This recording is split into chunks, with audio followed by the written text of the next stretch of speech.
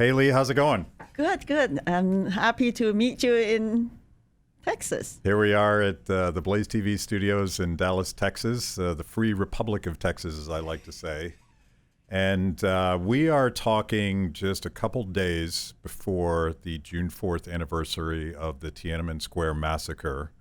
And you and I were talking about this last week, and I thought it would be really important that we tell that story, and particularly in the context of where we are today in the United States and what's happening in Hong Kong, what's happening in China. Unfortunately, these things are all intertwined now, and I'm thinking what I want to get into is I see on social media more and more progressives commenting that China is doing it right when it comes to COVID and lockdowns, and I want to get into that. But you've done this show before, and I'll just remind people. I don't want to get into it too much because we spent an hour just talking about your history as surviving Mao's Great Leap Forward and the Cultural Revolution, and give us a quick recap of you growing up there, and how you got here. Yeah, I was born in China in 1958. I want to say this year because that's the Great Leap Forward, and Mao started, and followed by Great Famine, then followed by the Great Cultural Revolution, then Open and Reform. So I lived through the whole journey and survived it.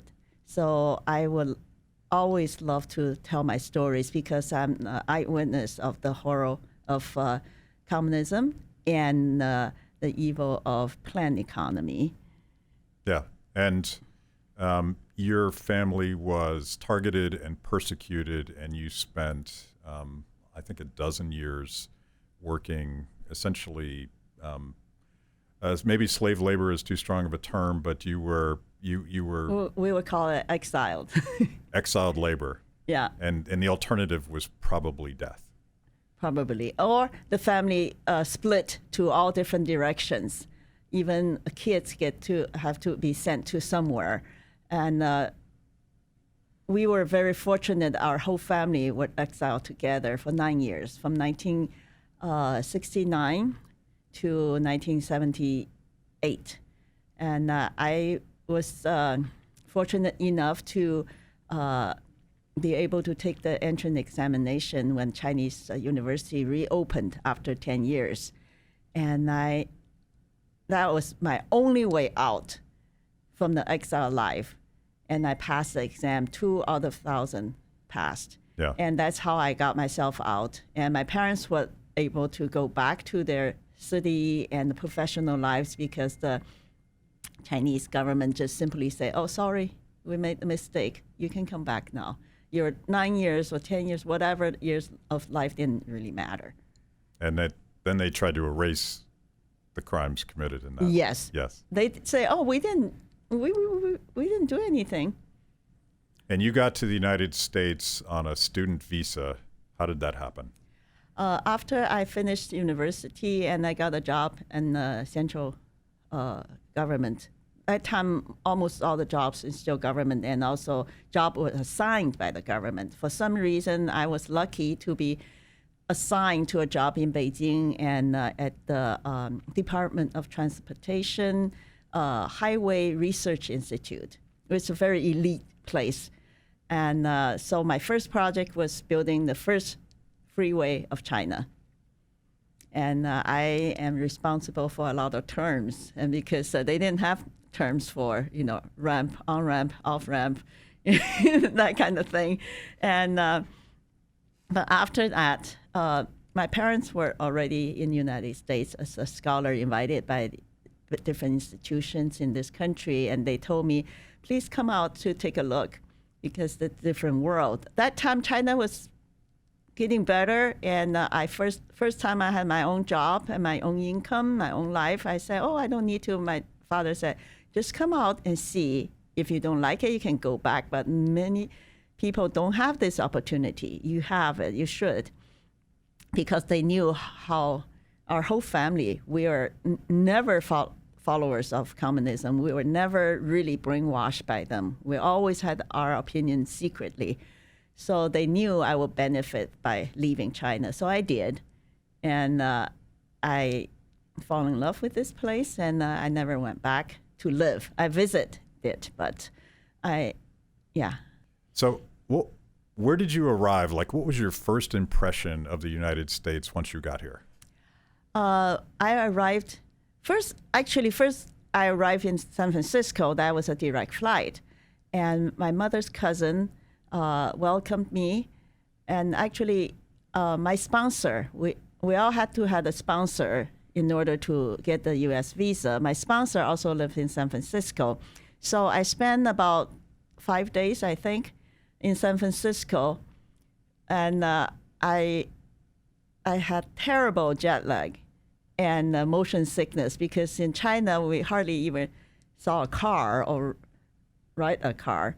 And so the airplane was bad. And in San Francisco, everywhere we went was on the in cars, and up and down, up and down. So the entire time I was in San Francisco, I was motion sick. And everything's strange. They put the clothes in the washing machine, and they dry it in the machine, and they took me to a department store, and you can touch the merchandise. The merchandise is not behind the counter, and you have to back them to show you, and you can touch it. And the shoes, you can try it on. And they took me there, and they got me clothes and got me shoes. I was so surprised. And so many choices of restaurants. And I remember went to a pizza place that have a gigantic organ, and huge. The whole wall was the organ, and played music. I was just so shocked on everything. And they have big dogs in the house. Dogs are not food, or and just and then my sponsor also have a boat. I don't remember what kind, sailboat or yacht. Now I don't remember. I just remember went to the river with them and to put something onto the boat. I already so scared. I said, please don't take me on the boat. I'm still motion sickness. They said, no, we're just scared to put something on there. Wow, you can have a boat. And everything. I was just surprised on every single thing. Overwhelmed by the freedom and the prosperity. Yes. That all young people in America now take for granted. They just assume that it's there. So you're coming to America and decide not to go back. And back in China, I don't know the exact history of the student movement and the protests that led to Tiananmen Square, but that it sounds like that openness allowed people to discover that there was a better way of life, one where you could speak your mind and own yourself. Actually, this is a very interesting question, but it's a very complicated and complex situation. Yes, openness. And China start to have thinkers, because it make us think.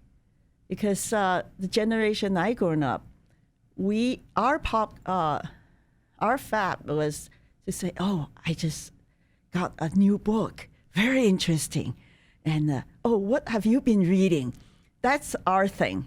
As a teenager or a student, that's fashionable to get a book to read and to know a little bit more information, truth about the world, and find a new dimension to see things and to think. That was so fashionable. We were just, that's our generation. So there were still some scholars. They survived the Cultural Revolution. They didn't give up. They returned, like my parents returned to universities and research institute and scientific foundations or labs, whatever. They breathed a new fresh air.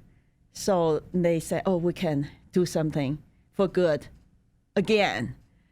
And some thinkers, and especially economics, a field of economics didn't exist in China, only called political economics. It was just Marxism. So people could separate economics and politics and start learning and thinking about it. So they saw the issue, the problem of communism, and they start thinking about alternatives. This is the level of intellectuals and scholars. And the students, they start to hear music from Hong Kong, from Taiwan, not United States yet, some Japanese. The most influential were the Taiwanese, they call campus music. And they say, oh, you can sing song this way? You can sing song with feelings? You can sing about love? About the moon? About a flower? You don't have to say, communism is my parents, I love you, that kind of thing. It was just so new, and people that became fashion. Yeah. And the student had opportunity to take TOEFL exam, to go to United States to study, to leave China. So they start to wanting to have a different life. And that's two groups. The first group I talk about, intellectuals, they were thinking about from deeper perspective, thinking about communism may not be the best or the way for China. But the students want something different, fashionable. They were wearing clothes they bought on the street, and the outsourcing factories, kind of some workers stole their product, or those what do you call overproduced products, and the Chinese workers will take it to the street.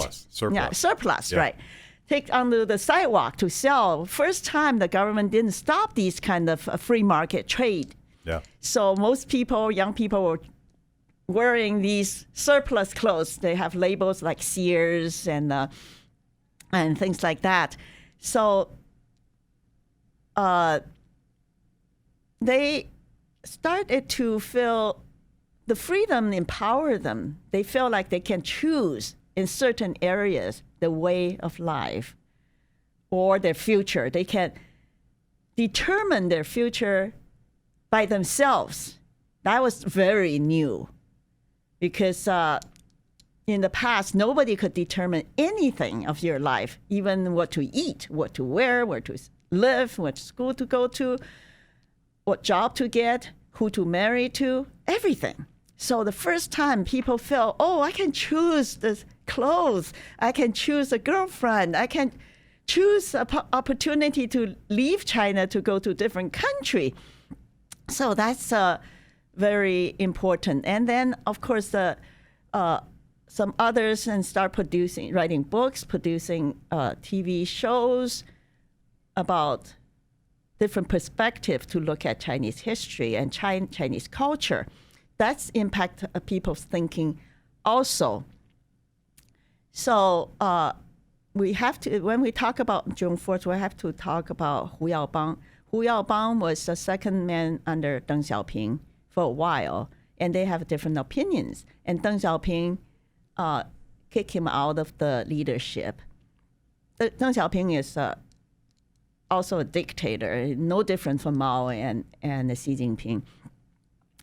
But a lot of people loved Hu Yaobang because he's thinking. So 2 years later, he died.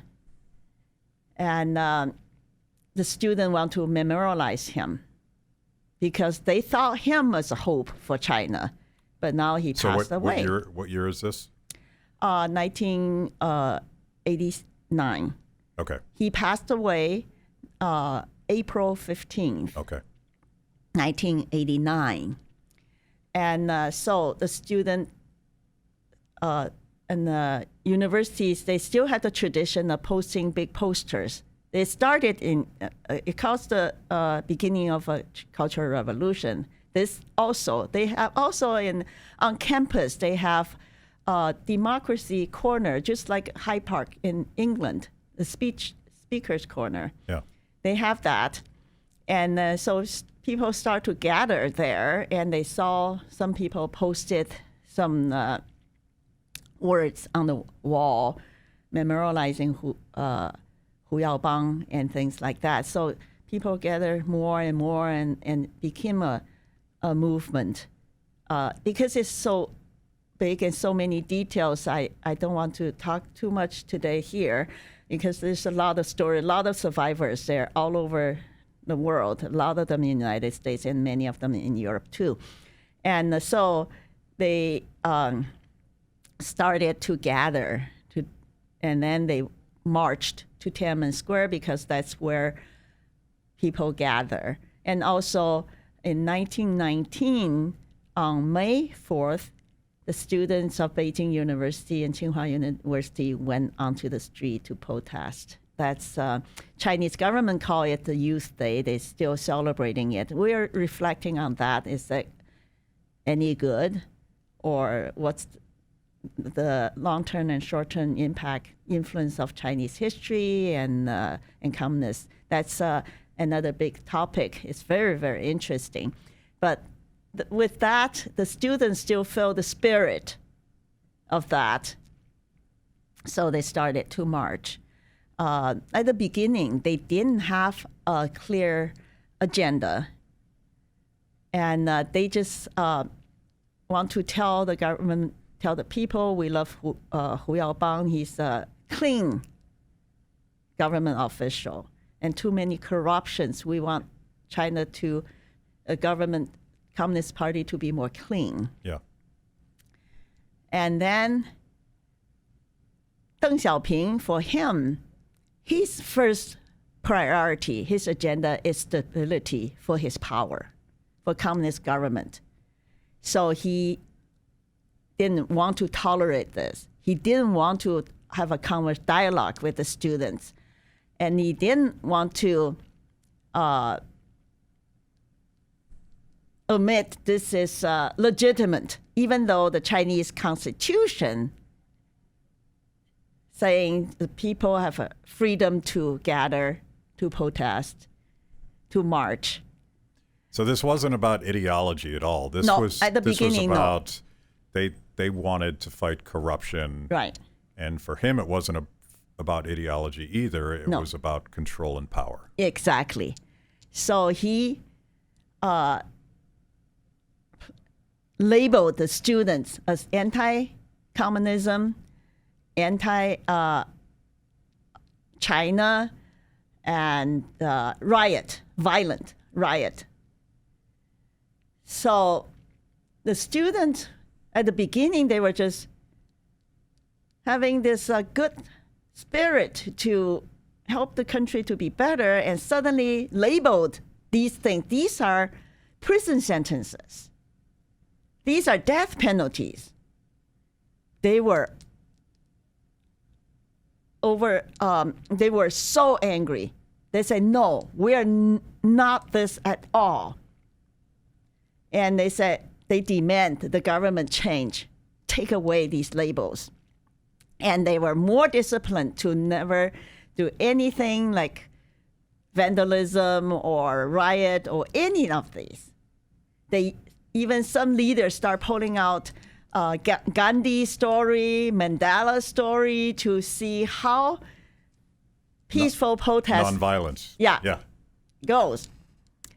And they start to went onto the street to demand open dialogue, freedom of press, because the media, they were very sympathetic. A lot of them had the same way of thinking of the student. They want to report, but they couldn't.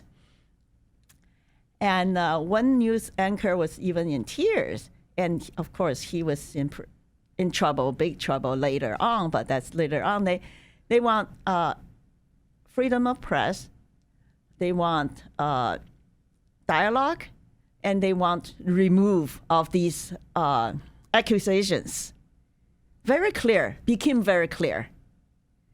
I asked these survivors, I said, did you have any intention to overthrow the communist government?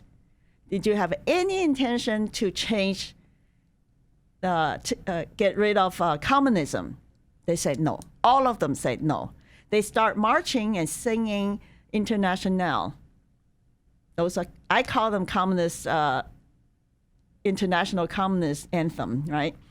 They start even having banners written, we support the Communist Party, we love the country. They said that's their strategy. But they didn't have the intention to say opposite. Mm-hmm. But Chinese government refused. Some officials invited the student for dialogue. They all lost their jobs later on. But Deng Xiaoping and Li Peng, that time, the top two people, refused to have a dialogue with students. So some student got really, really angry, started to shout, down with Deng Xiaoping, and of course, these caused more trouble. And after almost 2-3 weeks going on like this, and the government refused, and students start to have a hunger strike. Are they, at this point, are they gathering in Tiananmen Square on a regular basis every day? Every day. Yeah, but organized march was April 22nd, April 27th, and May 4th, yesterday. Yeah. And that's organized. Tens of thousands of students, a lot of them from other cities all over China, started to come in. And Hong Kong, with the contribution Jimmy Lai, they donated a lot of tents for the students to camp at the Tiananmen Square. And so at this point, it's a movement. Yes. Yes. It became a movement. A lot of citizens of Beijing joined them. Yeah. And they bring food, they bring things. They started their own broadcasting and all things. And then students started to practice democracy. They established the leadership, and they by votes. So they say we want to experience democracy voting system. They have meetings, they vote, and so there's some leaders. But most of the students whose hometown or Beijing, they didn't really participate because they worry about their family's safety.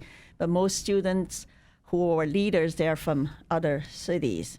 There are some graduate students from some undergrad students, and then they have a coalition of different universities and things like that. And the question we asked, I said, how about the scholars who started to think and establish think tanks and publishing books and articles before this, like in 1986, 85, 87, where were they? They said they chose not to participate because they were already in trouble with the Chinese government. Some already imprisoned and released. They say, if we participate, the Chinese government have more excuse to crack down. We just let these students have this kind of very benign kind of demand and see where they can go. Yeah. So but they supported it secretly. Yeah. They had the connections with outside of China, some think tanks in the United States. They gave them money, but they have to be so secretive because if Chinese government realizes this is connected to outside, they have more excuse to crack down the students and give them death penalty or whatever. So that's very complicated. Yeah. Time. When did the government's response become violent? Actually, in April, Deng Xiaoping is already determined he's going to use force. And he's going to do whatever to crack this down. He already starting to mobilize militaries to move towards to Beijing. We only learned recently. He's determined. There's some voices in his cabinet saying no, slow down, don't do this. But he's so determined. Zhao Ziyang at the time was the party chairman. Deng Xiaoping never let go of. There's a 3 chairmanship in the central government. It's military chairman of military, party chairman, and country chairman of the country.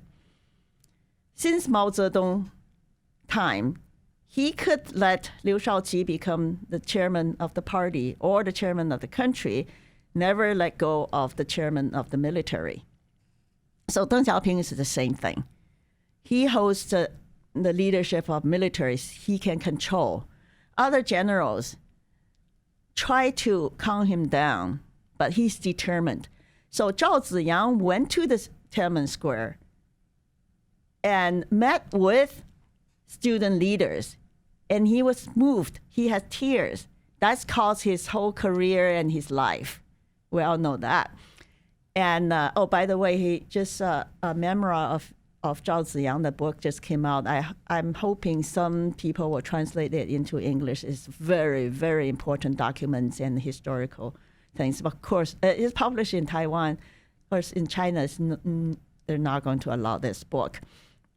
Anyways, so Deng Xiaoping mercilessly stopped all the voices against him in his leadership, and so determined to use violence. Yeah, and I shared this article with you. There's an article in Foreign Policy where Deng Xiaoping's thinking on this was basically there can be no dissent, and no matter how many individuals I destroy in this process, the point is to protect the party, Yes, protect the collective, and his power. and power. And that to me seems core to, if you want to call that communism, it certainly is core to that, but it's core to any flavor of authoritarianism that always subjugates the value of individual life to the cause. Yes. And there is no, by the way, there's no practical difference between his power and the cause, because he defines what the cause is. Exactly. And that's something that's part of the reason I want to talk about the massacre at Tiananmen Square, is because I think a lot of young people have it in their minds that you can separate the violence of socialism in practice, or communism, or authoritarianism, from the hope that you can reorganize society from the top down. And it just, you can't. It's the same thing. But you know, young people in China, young people in the United States, young people across the globe, unless they try, probably don't know what happened on June 4th in Tiananmen Square. Right. And you've sort of laid it out.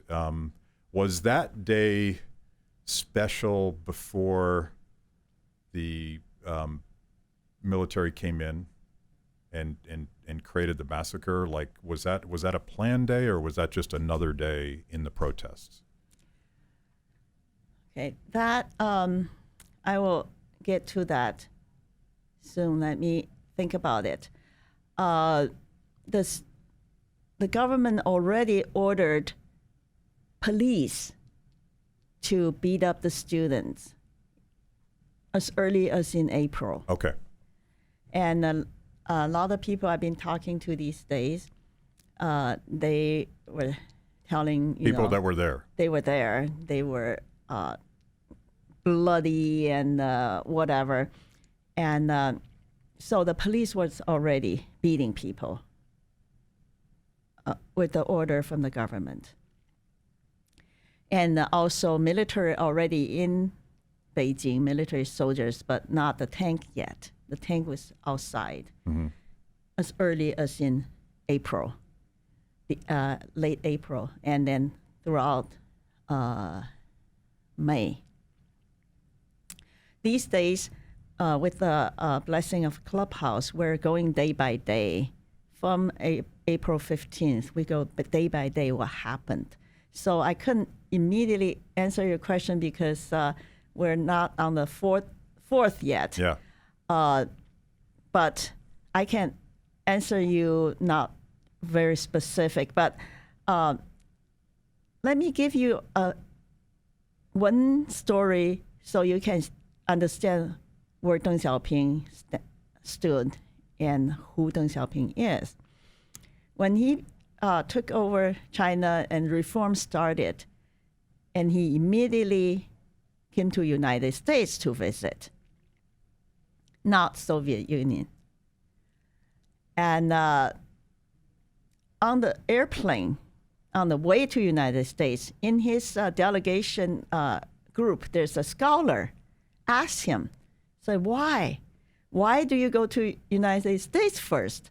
He said, Deng Xiaoping said, after I look around, all the countries followed Soviet Union are still poor. All the countries following United States are rich. So I want to go to United States. And they say, oh, you're going to follow United States from now on? He said, no, just economically. I will do anything to protect communism and communist doctrines and the communist China, CCP power in China. That's no question about that. So that's where he's at the very beginning, he's already determined. So Xi Jinping is trying to follow, but Xi Jinping is not as smart at all. He's very stupid. So he's trying to follow, but he's not going to follow as smart as Deng Xiaoping to let Chinese economically still, be kind of free, have a capitalism. Yeah. Xi Jinping not smart enough to allow that even. So that's why Deng Xiaoping was so determined to crack it down. So he's already prepared. The day was not predetermined, but led to it because the students want more dialogue. And by then, there's so many foreign medias were there. At the beginning, wasn't that many foreign medias there. And just happened, Gorbachev went to visit China. So a lot of foreign media came in during the student movement, and they realized what's going on in Beijing, so they didn't leave. That's why suddenly so many foreign media were in China, not because they knew about the student movement. It was because Gorbachev was visiting China. And that made the movement far more dangerous. Exactly. And angered Deng Xiaoping more because its voice. And the Chinese students all over the world started to march on the street. I was in Hawaii. I did too. That's way before June 4th. Yeah. We were also, we knew Chinese government tried to control information. That time in the United States, fax machine was household item already. But in China, only certain big companies or foreign companies or whatever has fax machines. So we were watching medias in the United States, and we faxed the information back to China. I remember I was told government realized that they sent armed 4 soldiers per fax machine in China, guarding it to prevent the Chinese people knew what is really going on. Because China is big. Outside of China, outside of Beijing, most people don't know what's going on. So another big contributor was Voice of America. Most people at that time had a shortwave radio already. Voice of America spread the news a lot to Chinese community because people were asking, how did the people in Shanghai or in Sichuan or wherever, Guangdong knew? They said these reasons. And so they started to support the movement in Beijing. And so Deng Xiaoping is determined to get it done, crack it down. And after that, more than 10,000 people were imprisoned. After the 4th? After the 4th. Anybody who were actually... The foreign media had a lot of pictures and videos. Anybody face was on the video or pictures were imprisoned. Yeah. Well, let's talk about what happened that day. And this is a horrible story to tell. Mm-hmm. And I've told it before on my show, but I think people need to understand the lengths that the government was willing to go to crush that movement, which was sparked by a modicum of freedom, and it wasn't an ideological movement, but the students, by all accounts I've read, were caught totally off guard by the army coming in and mowing people down with guns and then with tanks. And they were promised again and again that they would have a chance to leave, but then they weren't.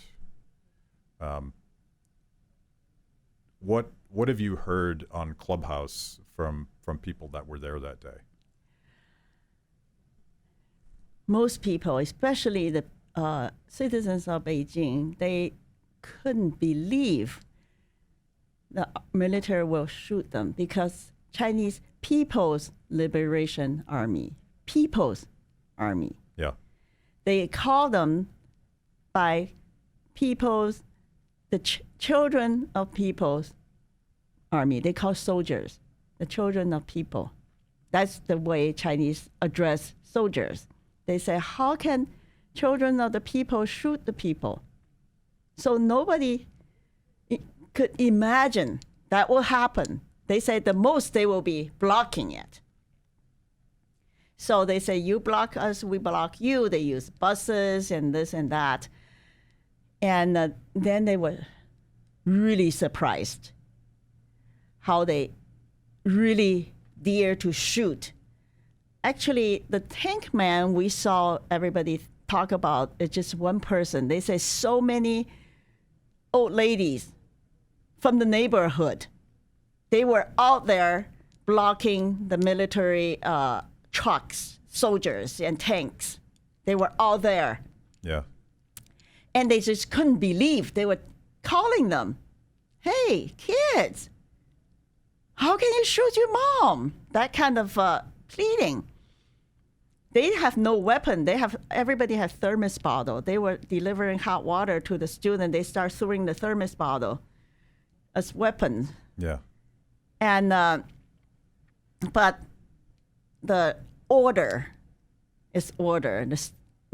The military start to carry down the order to shoot.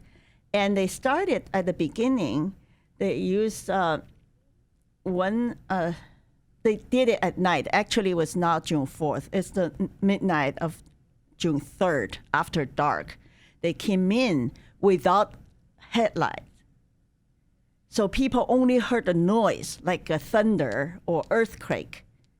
They didn't see the tanks are coming in because people were sleeping. They heard loud noise because there's so many tanks coming in and start waking up. Students were sleeping at Tiananmen Square. Some people were at home. And they woke up and tried to figure out what is going on. They suddenly turned on the headlight. It was so bright, people couldn't see. And they start shooting into the air first. And then the bullets start to fly. I remember my cousin said he and his girlfriend at the time just walking there and suddenly saw the bullets flying. They immediately got onto the ground and crawling away. And then people are furious. You're shooting us. And started to stood up. And then they lowered their, what do you call that? Cannon. Machine gun. Yeah. And start to shoot. Yeah. And then they want to get rid of the evidence, so they start to run over the people they were shooting. Maybe one time you can interview this guy, Fang Zheng. He lost both his legs under the tank. And it was caught on camera, and he refused to give in, to tell lies. And now finally he left China during the Olympic time, 2008, and now lives in San Francisco. Yeah, I met him. Both of his legs. One about 50%, one about 70%. He lost his legs. The tanks just running over people, live or dead, running over. And I also just yesterday I heard a story. This people in neighborhood in Beijing, they running out with shovels and sacks to rescue the bodies. They get a shovel the remains and put in the sacks and dragging them away, so they could be at least in dignity, and they will bury them on the flower bed next to the street. There's countless, and they water hosed the blood. Yeah. They said 200 people, and 4 military people died. And one on Chinese media showing over and over how students killed this soldier and hang him on the bus. Actually, it wasn't the truth, because he used his machine gun, killed 4 people before the people went jump on him and beat him up, and he died. And they put his body there with the banner saying a murder of 4 innocent people. And of course, the Chinese government don't show that. That's only one person really died under the student's hand. The other 3 actually was accident, total of 7. The others all accident within the crowd. Yeah. And one military guy who died became a hero. He was a military reporter. He wanted to get footages, but he didn't want the student to beat him. So he changed the clothes. He took off his uniform. He went to get the pictures, and military shoot him. Yeah. He died under his own comrade's bullet. So that's all really lied. And then the Chinese government said only 200 civilians died. No. So there's a recently released, I think it was released in 2017, a British diplomat wrote a memo that had been under wraps until 2017. He was there and he was talking to his sources within the Chinese government, and his estimate, and he tells lurid details of what happened to students, women, children, but he estimates 10,000 people died at Tiananmen Square, which is very different, obviously, from the government story. It maybe doesn't matter so much. That all we know for sure is that a lot of people were slaughtered, and the intent clearly was not to send a message. The intent was to eradicate them. Yes. And that's what they did. They disappeared them physically, exactly. ground them up, and washed them down the drain. The measure the Chinese, the Deng Xiaoping and the CCP did afterward was no history. It was like that. Wipe it out. Wiping it out. And like you said, people disappeared.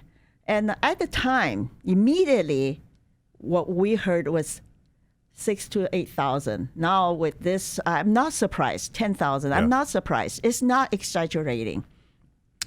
But a lot of people, even the survivors, under the severe pressure of the Chinese government, they denied.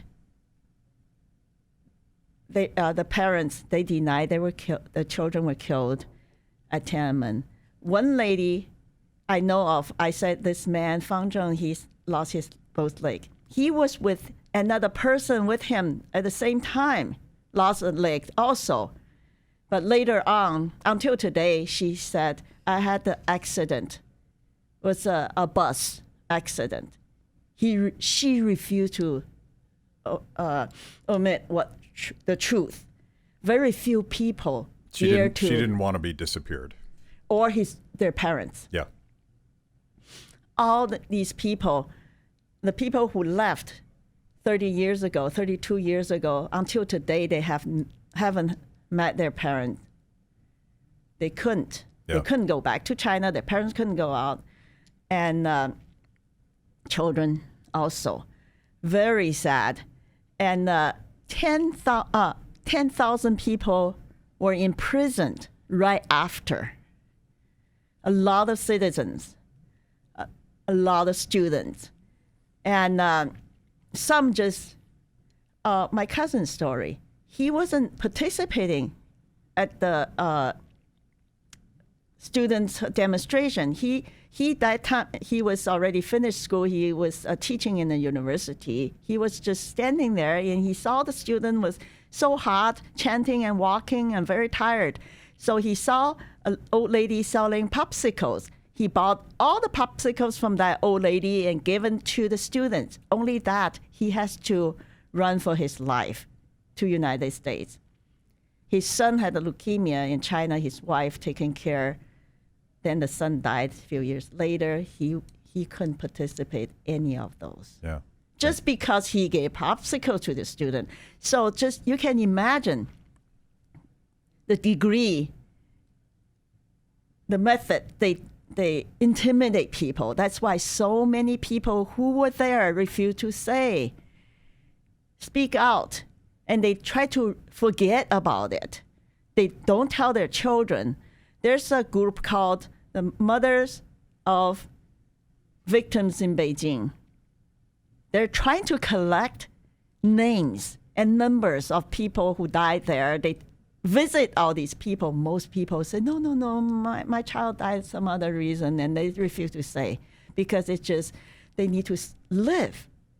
They don't want to live in prison. They don't want to be disappeared.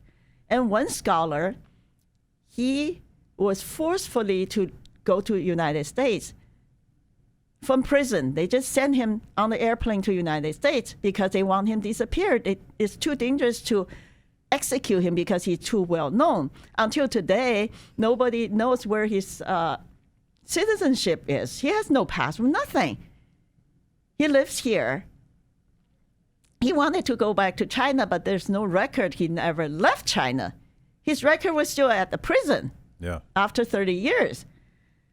And some people in and out of the prison. And I just heard yesterday, one person, he was student leader, also outspoken. Just yesterday, he was traveling somewhere and dropped off the cliff and died. It happened. One guy said his cellmate finally got out and then took his girlfriend to Thailand for a vacation after prison, and just car accident. Yeah. Countless like this. So under that kind of pressure, most people try to forget or silence themselves. And I'm really encouraged by the few people. They still not let go and keep talking. I asked you this question about is there a thirst? We're talking a couple days ago. Is there a thirst for freedom in China? And you hadn't told me nearly this much context, but you said yes, but they're scared to death. Yes. And also I want to mention Hong Kong. You talk about Hong Kong. Yeah. Hong Kong is a different story. From 1989 until last year, Hong Kong never stopped memorializing the June 4th victims. Every year. It was a big event every year. Organized. Yeah. But this year, the government already let people know, if you do it, it will be illegal. Yeah. But I knew people in Hong Kong. They're going to go there with a candle individually, just to sit there without organization. They're going to still do that. I hope the international community will support that and start more. I was at the University of Toronto. They have a place, have a statue, has a plaque memorializing June 4th. And now the school at the beginning allowed that. And now more and more they discourage it, even forbid this. But people still gather, but less and less people, from 1,000, 4,000 to 400 to last year, 2 years ago was only like 20 something. I went there, was overgrown by shrubs and grass and tried to cover it.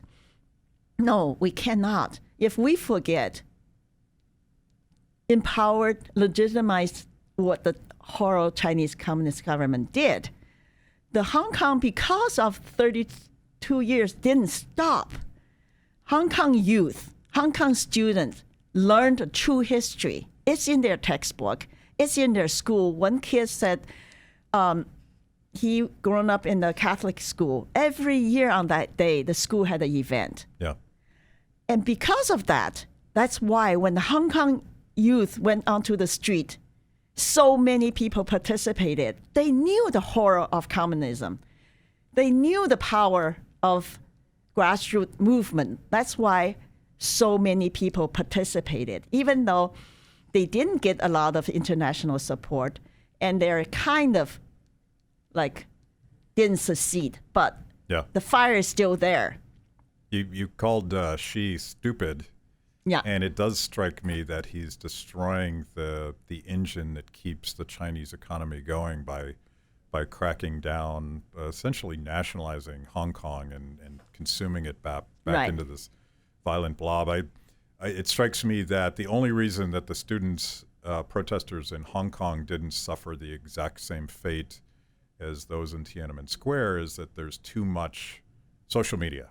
Yes. There's too many cameras. Right. And they couldn't do it that way, but they're doing it. It's interesting how this connects to COVID lockdowns, because the rationale now for preventing protesters in Hong Kong is safety. Right. And it's all BS. It's not about safety at all. It's about suppressing democratic voices. Exactly. And Xi Jinping did openly said many times, we don't need Hong Kong for our economic health.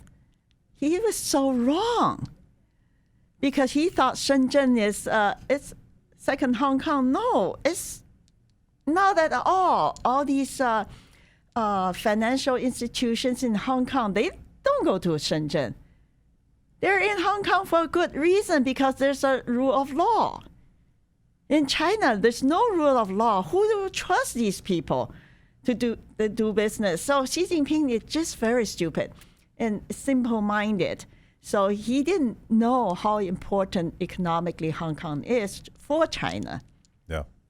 And I think the COVID-19 is somehow gave Xi Jinping some time, but it's not going to last. And also his way of locking down and hide truth, many part of the world, the government copy it, thought that was a good model and success story. They don't know the whole truth. It's not a success story. It's not a good way to go. Locking down, there's no proof will prevent or stop the pandemic. China didn't. They blame India. Yeah. They blame people who returned to China, brought back the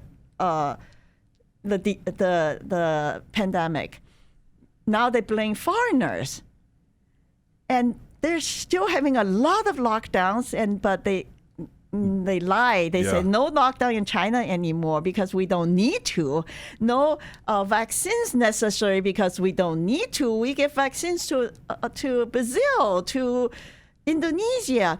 No, in China, if you don't get vaccine, you're going to be put in prison. Yeah. You will lose your job right now because they were so scared because it came back. Different strength of the virus came back. A lot of them no symptom anymore, not fever, not short of breath anymore.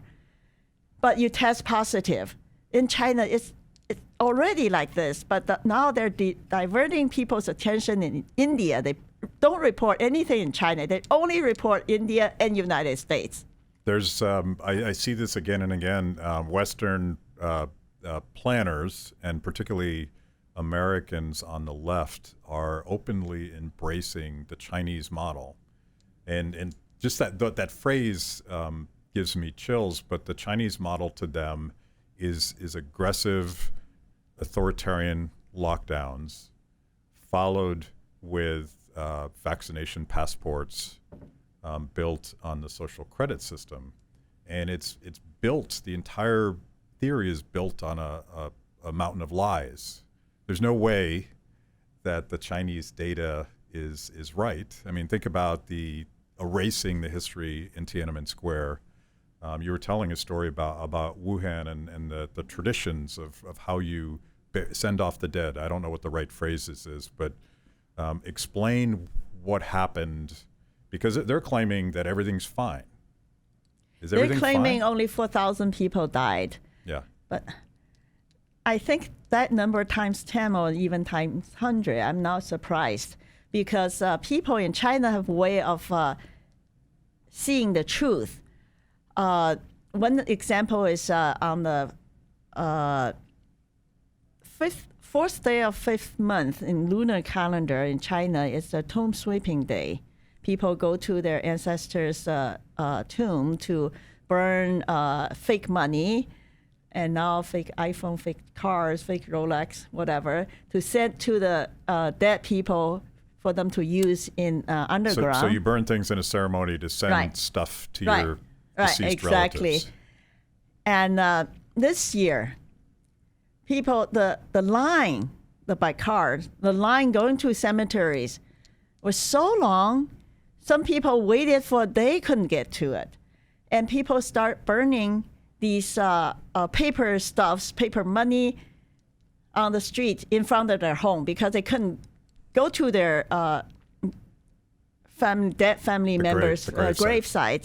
Some didn't even have a gravesite because they got an urn of ashes. They don't even know it's their family member. They just get one. And so some of them still at home. So they start burning these things on the street, because the Chinese people all live in high rises, so they have to burn it on the sidewalk. I saw videos, almost no gaps on the street. People are burning. That tells every family has somebody died. And also another indication, people say how many cell phone numbers were canceled in Wuhan. It's so huge. And your cell phone is canceled because you died. Because you died.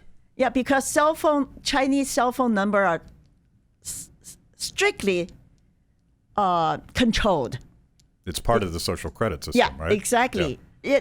It tied to everything of you, your ID. Number one is your ID. Number two is your cell phone number. Then you tied to your bank account. And your job and everything. Even I try to run the bicycle with my app because I don't have a Chinese ID. I'm not part of their social credit system. I cannot even use that app to run the bicycle on the street. Yeah. And it's so controlled. So only when you die, you give up your cell phone number. So that indicates. And that data exists, and it's unfathomable. Yeah. And the people, one person risks his life to record something on Twitter saying she works at the crematory. Before they work 8 hours a day. Now they said they work 24 hours a day, and they pile people. Before they put one body at a time. Now they pile as many bodies as possible at a time. They couldn't burn all the bodies delivered to their place. So the Chinese model is a lie. Total lie.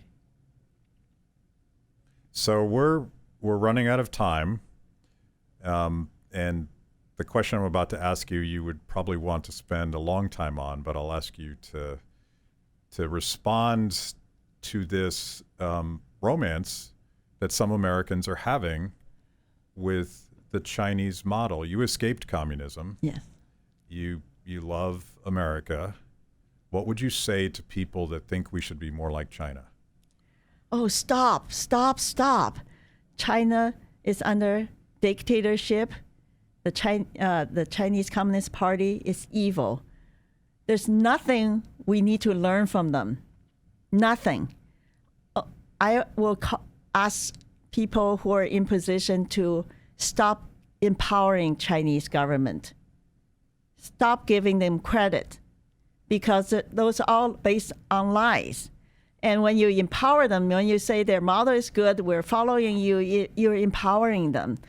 And if you don't empower them, they're going to collapse in very short time, because everything there is on the freaky, shaky ground.